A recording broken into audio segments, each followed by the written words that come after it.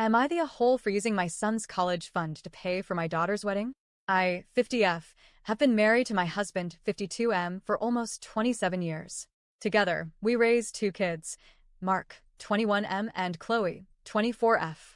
From the moment they were born, my husband and I made it our mission to give them the kind of opportunities we never had.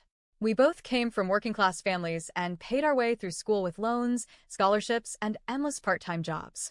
It was exhausting, and we swore our kids would never have to go through the same thing if we could help it. So, we did what so many parents dream of doing. We set up college funds for each of them. Every month, without fail, we contributed. We skipped vacations, drove our cars longer than we probably should have, and lived modestly because we had a bigger picture in mind. By the time Chloe and Mark were ready for college, we had saved up enough for both of them to graduate without taking on a single penny of debt. I was so proud of that fact. It felt like one of our biggest accomplishments as parents. Chloe used her fund responsibly. She always wanted to be a teacher, and she followed through with it.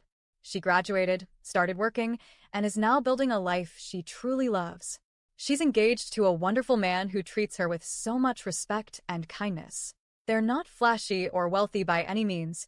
Teachers don't exactly make big bucks, and her fiancé works a regular job, but they're hardworking, grounded, and genuinely happy. They're planning their wedding for next year, and honestly, I couldn't be prouder of her. Mark, on the other hand, well, his path has been a little different. He started college 2 years ago, but to be blunt, he hated it. He's always been more interested in his social media presence. Since high school, he's had this fascination with YouTube, TikTok, and anything that let him build an online following. He's charismatic, funny, and creative. I'll give him that, but his priorities have always been in his channel, his audience, and his online brand. Last semester, he officially dropped out. He said college was a waste of time and money, a scam for sheep. He insisted he would be a millionaire before his friends even walked across the graduation stage, all thanks to his crypto investments and his influencer career. My husband and I were disappointed. We'd spent years preparing for his education, after all, but at the same time, he's an adult. We told him we didn't agree, but ultimately his life is his to live. Here's where things get messy. Mark's college fund. He had about $40,000 left in it. It's just been sitting there since he dropped out. My husband and I never explicitly said, "This is now yours to do whatever you want with." To us, it was always very clear. This money was for education. Period. Not a toy, not a slush fund, not a startup for a YouTube career. Fast forward a few months ago, Chloe and her fiancé were looking at their wedding budget, and they were heartbroken. They'd fallen in love with a venue, but it was way out of their price range. They were trying to make cuts everywhere, shortening the guest list, scaling back the food, even considering eloping. I could see how disappointed she was, and as a mom, it broke my heart. That's when I had an idea. I brought it up to my husband one night while we were having dinner. What if we used some of Mark's leftover college fund to help Chloe with the wedding? My reasoning was simple. That money was always meant for a major life milestone, college. Since Mark had chosen not to pursue that path, why let the money sit idle? Helping Chloe start her married life seemed like a meaningful, family-oriented way to use it. My husband agreed. We didn't use all of it, just $15,000. Enough to make Chloe's dream venue a reality and take some stress off her shoulders. When we told her, she burst into tears. She hugged us both and said she couldn't believe how lucky she was. She and her fiancé were so grateful, and for the first time in months, she looked genuinely excited about her wedding instead of stressed out. We didn't tell Mark. Honestly, we didn't think we had to.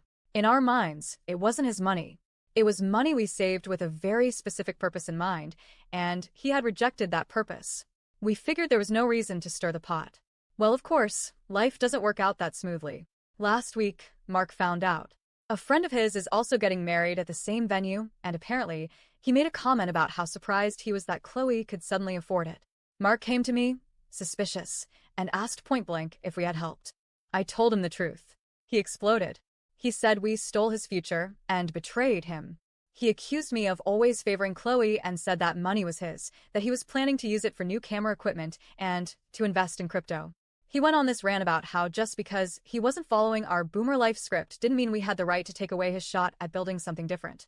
He stormed out. Since then, he's blocked me and my husband on everything, phone, social media, the works. The only thing he left us with were some parting words. "You'll regret this when I'm successful and never speak to you again." Now, the family is divided.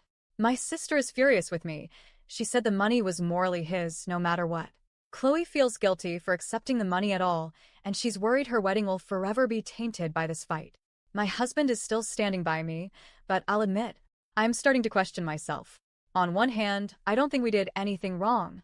That money was saved for college. Mark opted out. We simply redirected it to another major milestone in our daughter's life. To me, it feels like a responsible decision. On the other hand, I can't deny that Mark feels betrayed, and maybe we should have handled it differently. Maybe we should have had a sit-down conversation before touching a penny. Maybe we underestimated how possessive he felt about that money, even if we never intended it to be his free cash. Now Chloe's wedding planning, which should be the happiest time of her life, is overshadowed by this giant family rift. And I'm left asking myself, so, am I the a-hole for giving my daughter money from her brother's college fund after he dropped out?